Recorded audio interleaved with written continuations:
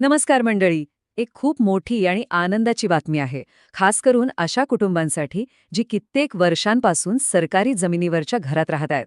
आता महाराष्ट्र शासनाने एक असा निर्णय घेतलाय ज्यामुळे तुमचं ते घर, हो ते घर, कायदेशीररित्या तुमचं होऊ शकतं.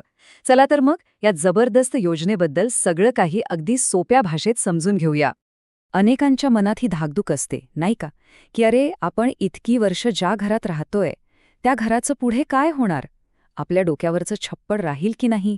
ही जी एक अनिश्चितता असते, जी भीती असते, तीच नेमकी ओळखून शासनाने आता एक खूप मोठं पाऊल उचललंय. अगदी बरोबर. तुम्ही जे ऐकताय ते खरं आहे. एका नवीन सरकारी निर्णयामुळे काही नियम आणि अटी पाळल्या तर सरकारी जमिनीवरची घरं आता अधिकृत म्हणजे रेग्युलराईज केली जाणार आहेत. विचार करा, यामुळे हजारो कुटुंबांना त्यांच्या स्वतःच्या हक्काच्या घराची मालकी मिळणार आहे. बरं, मग ही सगळी प्रक्रिया नेमकी आहे तरी कशी? आपण काय काय पाहणार आहोत ते पटकन बघूया. सगळ्यात आधी सरकारची घोषणा काय आहे ते समजून घेऊ. मग आपली पात्रता कशी तपासायची, कुठली कागदपत्रं लागतील, अर्ज कुठे करायचा, नियम काय आहेत आणि मग शेवटचे टप्पे काय असतील, सगळं काही आपण पाहणार आहोत.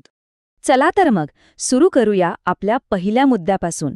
सरकारची ही मोठी घोषणा नेमकी आहे तरी काय? काय आहे ही नवीन योजना? याला म्हणतात नियमितीकरण योजना. आता याचा एकदम सोपा अर्थ काय? तर बघा, जर कोणी एका ठरलेल्या तारखेच्या आधीपासून सरकारी जमिनीवर घर बांधून राहत असेल, तर काही अटींच्या आधारावर सरकार त्यांना त्या जागेची कायदेशीर मालकी देणार आहे. म्हणजे तुमचं अतिक्रमण रेग्युलराईज होणार.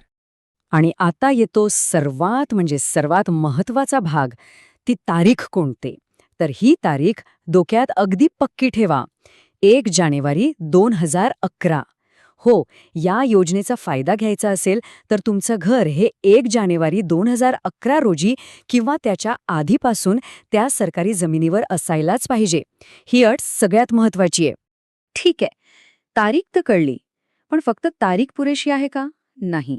आता आपण बघूया की या योजनेसाठी नक्की कोण अर्ज करू शकतं, म्हणजे पात्रतेचे निकष काय आहेत. इथे बघा, एकदम स्पष्टपणे सांगितलंय कोण पात्र आहे. तर ज्यांचं निवासी घर 1 जानेवारी 2011च्या आधीपासून तिथे आहे आणि जे भारतीय नागरिक आहेत ते पात्र आहेत. आता एक इंटरेस्टिंग गोष्ट म्हणजे जर घराला लागून एखादं छोटंसं दुकान म्हणजे किराणा दुकान किंवा मेडिकल असेल तर त्यालाही काही अटींवर घराचाच एक भाग मानलं जाऊ शकतं. आणि कोण अपात्र आहे? तर पूर्णपणे व्यावसायिक वापरासाठीची जागा, 2011 नंतरची बांधकामं आणि जे भारतीय नागरिक नाहीत त्यांना या योजनेचा लाभ घेता येणार नाही. आता फक्त तुम्ही कधीपासून राहताय हे महत्वाचं नाही, तर तुमचं घर कुठे आहे हे सुद्धा तितकंच महत्वाचं आहे. म्हणजे बघा, काही जागांवरची अतिक्रमणं नियमित केली जाणार नाहीत, जसं की खेळाची मैदानं, स्मशानभूमी, नदीपात्र, फॉरेस्टची जागा, रेल्वे लाईन जवळची किंवा हायटेन्शन वायर खालची जागा.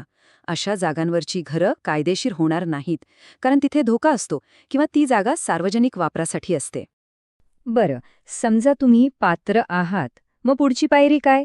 तर ती आहे कागदपत्र गोळा करण्याची, कारण आपला दावा सिद्ध करण्यासाठी आपल्याला एकदम पक्के पुरावे द्यावे लागतील. आणि पुरावा म्हणून काय काय चालेल? तर तुमचं घर खरंच 1 जानेवारी 2011च्या आधीच आहे हे दाखवण्यासाठी तुम्हाला मतदार यादीतलं नाव, जुनं वीज बिल, प्रॉपर्टी टॅक्सची पावती, ग्रामपंचायतचा नमुना 8 उतारा यांसारखे सरकारी कागदपत्र लागतील. इतकंच नाही, त्या सॅटेलाईट इमेजसुद्धा एक पुरावा म्हणून ग्राह्य धरला जाईल. आणि हो, तुम्ही गेल्या 1 वर्षापासून तिथेच राहताय याचाही पुरावा लागेल. आता इथे एक गोष्ट सगळ्यांनी नीट लक्षात ठेवा, खूप मोठी चूक होऊ शकते. रेशन कार्ड म्हणजे आपलं शिधापत्रिका हे अतिक्रमणाचा पुरावा म्हणून अजिबात स्वीकारलं जाणार नाही. लोक पत्त्याचा पुरावा म्हणून हमखास रेशन कार्ड देतात, पण या योजनेत ते चालणार नाही. ही गोष्ट पक्की ध्यानात ठेवा. चला, कागदपत्र तर जमले. आता सगळ्यात महत्वाचा प्रश्न, अर्ज करायचा कुठे आणि कसा? पाहूया हा अर्जाचा प्रवास कसा असणार आहे. आणि ही तारीख सुद्धा कॅलेंडरवर मार्क करून ठेवा. 31 डिसेंबर 2026 ही अर्ज करण्याची शेवटची तारीख आहे. म्हणजे अजून वेळ आहे, पण तयारीला लागायला हवं. शेवटच्या क्षणाची वाट बघू नका. तुमचा अर्ज पुढे कसा जाईल? एकदम सोपे 3 टप्पे आहेत. पहिला, तुम्ही तुमचा अर्ज आणि सगळी कागदपत्र जमा करणार.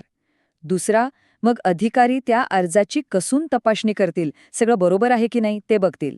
आणि तिसरा, यानंतर एक समिती बसेल आणि ती तुमच्या अर्जावर अंतिम निर्णय देईल.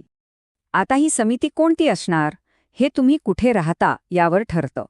समजा तुम्ही मोठ्या शहरात म्हणजे महानगरपालिका किंवा वर्ग नगरपरिषदेच्या इलाक्यात राहता, तर तुमच्या अर्जावर जिल्हाधिकारी म्हणजे कलेक्टर साहेबांच्या अध्यक्षतेखालची कमिटी निर्णय घेईल. बरं, आणि जर तुम्ही किंवा वर्ग नगरपरिषद किंवा नगरपंचायत क्षेत्रात असाल तर मग तुमच्यासाठी उपविभागीय अधिकारी म्हणजे SDO किंवा प्रांत अधिकाऱ्यांच्या अध्यक्षतेखालील समिती निर्णय घेईल.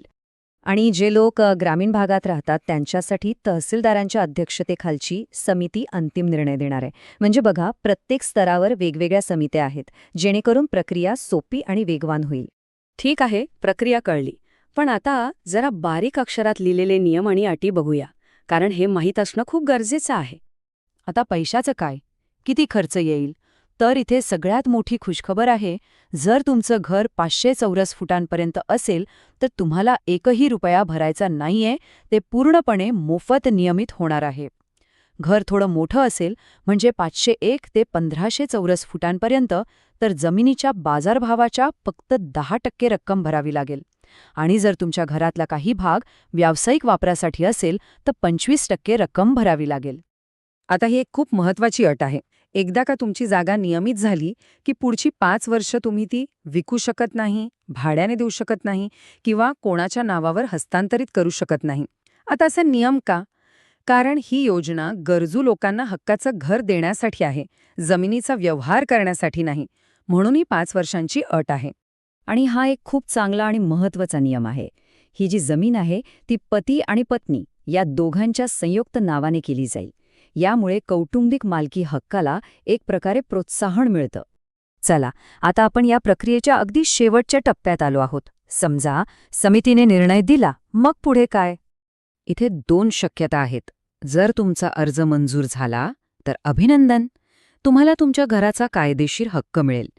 पण दुर्दैवाने जर अर्ज फेटाळला गेला तर 30 दिवसांची जागा खाली करण्याची नोटीस दिली जाईल. पण इथे एक आशेचा किरण आहे. जर एखादं कुटुंब पात्र आहे पण काही तांत्रिक कारणांमुळे त्यांची जागा नियमित होऊ शकत नाहीये, तर सरकार त्यांना प्रधानमंत्री आवास योजनेमधून घरकुल देण्यासाठी प्रयत्न करेल. म्हणजे कुणालाही वाऱ्यावर सोडला जाणार नाही. ही माहिती खूप खूप महत्वाची आहे आणि अनेकांच्या कामाची आहे. त्यामुळे माझी एक विनंती आहे की या माहितीला जास्तीत जास्त लोकांपर्यंत पोचवा.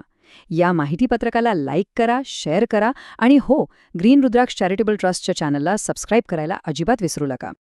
तर तुम्ही तुमच्या हक्काचं घर मिळवण्यासाठी तयार आहात का? ही खरंच एक सुवर्ण संधी आहे जी हजारो कुटुंबांच्या आयुष्यात मोठा बदल घडवू शकते. त्यामुळे योग्य कागदपत्र जमा करा आणि या संधीचा पुरेपूर फायदा घ्या.